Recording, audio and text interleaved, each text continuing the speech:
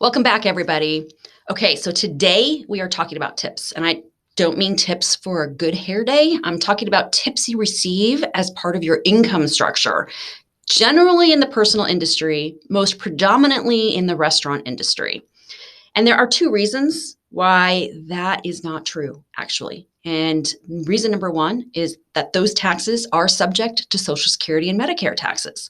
For those of you who work in the personal service industry, you may see on your W-2s every year that there's a box number 7 labeled Social Security tips marked with some number in there, probably the number that was easily tracked through credit card receipts.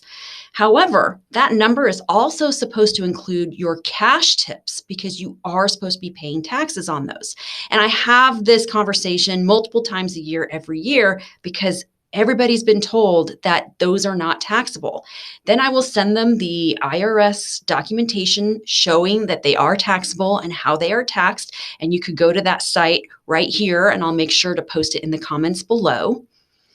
But they are taxable and they are reportable. So just when I ask that question, people instantly blanch because they've received some really bad information. So yes, simply put, cash tips are taxable, although very hard to track in many cases. It's definitely an honor system.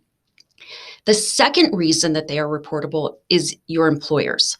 So we all know, especially in the restaurant industry, that you make a very small hourly wage, but then you make up the rest of that income through tips.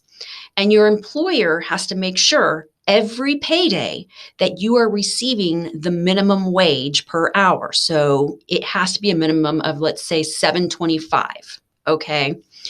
If it doesn't meet that, if you're like $1 an hour off, they have to make up that $1. So if you worked 40 hours a week and they're $1 an hour off, they have to put an additional $40 into your paycheck to make sure you meet that minimum wage. So if you aren't reporting all of your tips, you're actually shorting your employer because they're having to put additional money into your paycheck that wouldn't typically be there under normal circumstances. And I know a lot of employees are okay with that. They're okay with doing that because they figure their employers are just raking it in. But I can tell you, especially if you work for small businesses, that just isn't the case. The profit margin on restaurants is actually pretty low most of the time. And it's an incredibly high risk industry. There's a lot of moving parts, and about 95% of restaurants never make it to their 5-year anniversary. It is that risky. So if you're an employee not reporting all of your tips, if that restaurant has a cash flow problem, that might be part of the problem, is that they're putting more into payroll than they can actually afford because not all of the tips are being reported. So it's just something I wanted to bring up. I know most restaurants have a way for you to report your tips. I know when I worked in the restaurant industry 30 years ago, I would clock out and it would give me an option to answer the question, how much did you receive in cash tips? And I would put my cash tips in there, and then my taxes would come out of my next paycheck.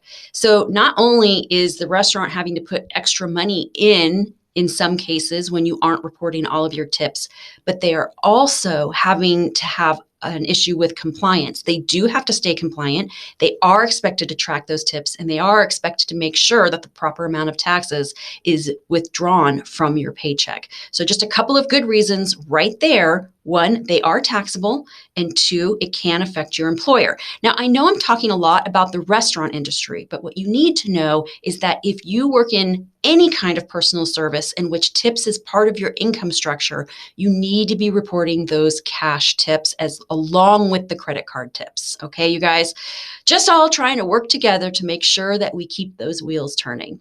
All right, you guys. So next week, I'm actually going to be talking about what an employee is versus a contractor. So this is really for our employers out there.